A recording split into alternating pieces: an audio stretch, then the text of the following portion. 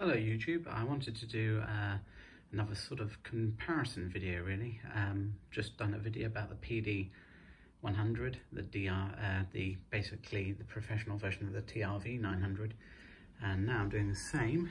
Again, Sony at this sort of time did a comparison, did two sort of similar models, one for the consumer and one for the prosumer.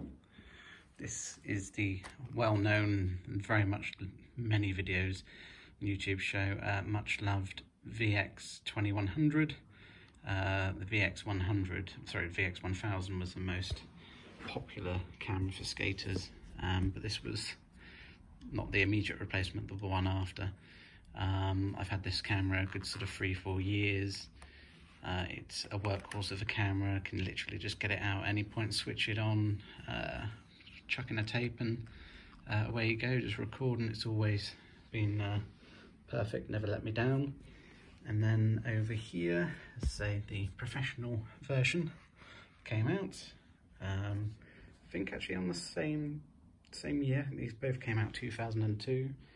The PD170, which is the replacement for the PD150, which I did have briefly. Got it off eBay as used, and it was actually very much faulty. The heads were knackered and the firewire didn't work. Sent it back and then picked this up actually for 20 quid less, so that worked out quite well. Got this little lovely wind mic on there as well. But yeah, I won't do any demo footage for these two because there's so many of both on YouTube already. I just wanted to show the two, but it's very much the case of similar comparison. This doesn't have, it's got a 3.5 jack input, but which is hidden under there. Get that open.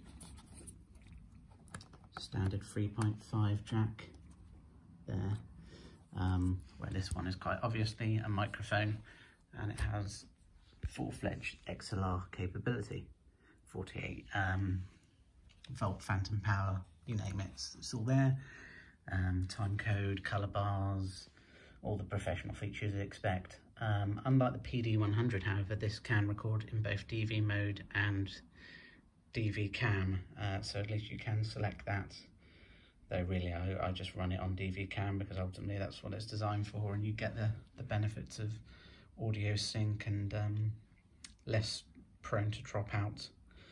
Though with PD100, very much the opposite. It seems to like standard DV tapes, but there you go. But yeah, I just wanted to show these two. I'm sure you've seen plenty of videos on them anyway, but just showing off my collection. Really, at some point I will do an overview of all of them, but it's quite a lot in the collection now. So yeah, really nice camera.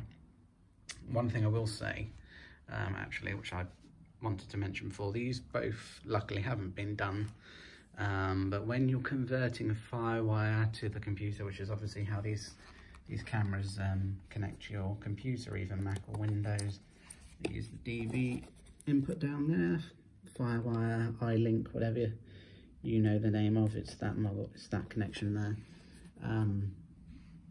All the videos I've seen on YouTube, some have been helpful explaining to people how to convert the footage over.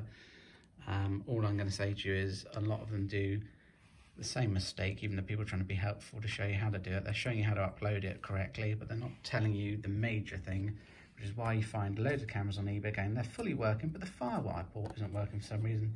Is because those tits have all switched the camera on, and that's shown in videos. People go, oh, switch on to VCR mode, plug in your cable, and then get your video software up. Yes, you can do that, but eventually you run a very high possibility of fusing the DV connection there. You must have your camera, and it even says in the manual, you must have your camera switched off when you connect a firewire cable to it, because it will run the risk of fusing that port, and then you will no longer be able to capture your footage, which obviously if you only have that camera, you're absolutely screwed. So do not make that mistake, please, people. If you want to use your DV port and want to have a working DV port on the camera, make sure your camera is switched off. It's on the off position at the back before you plug in the cable. Then turn it on to VCR, and then it will come up on your computer. Then you can do what you need to. But yeah, I just wanted to make that point because so many people are just doing it, and it's a cringe thing that I see every time. I was like, yeah, plug it, switch it on, plug in your cable. Oh shit, my firewire's not working. Yeah, no shit, that's because you're fusing the port, so don't do that. Anyway, I hope you enjoyed just seeing these cameras. More videos to come. Speak to you later.